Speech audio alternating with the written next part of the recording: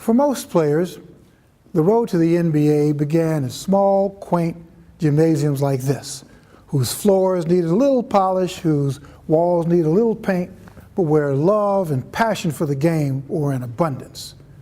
Rod Strickland, who had a wonderful NBA career, began his career right here at the Church of the Intercession in Harlem, USA. And I bet you LeBron James and Kobe Bryant spent a lot of afternoons at gymnasiums just like this. Now they're big NBA stars, and they're on a collision course to meet in the NBA Finals.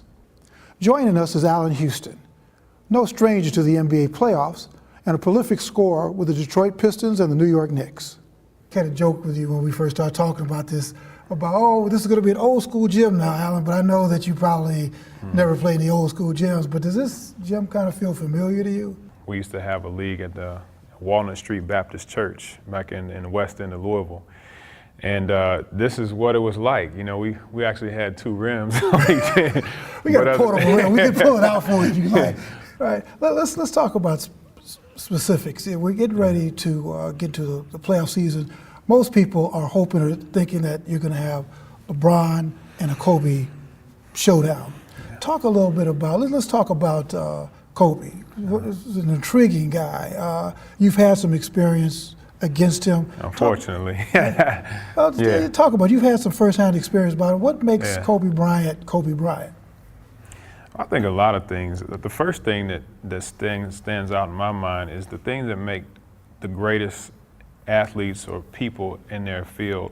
They're so zoned in mentally.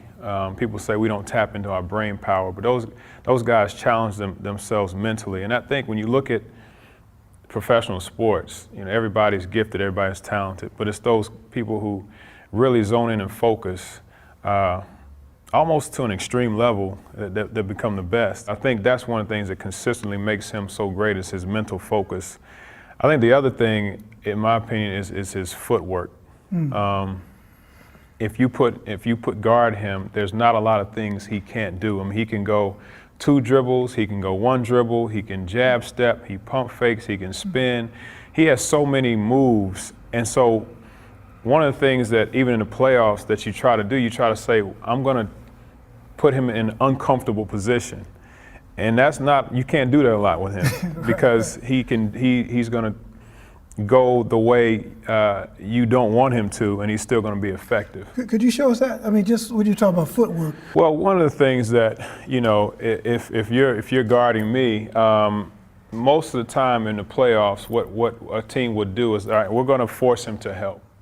Right. And so let's say you're on playing me, and let's say you're on this side of me, and you're going to force me to help. I want you to go there. Right. You want me to go there. Right.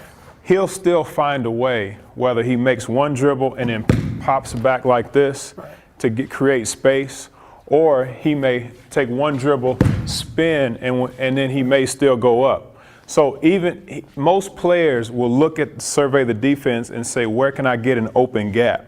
Right. Well, someone like Kobe's so good, he's saying, I don't need an open gap. All I need is some space to get a shot off.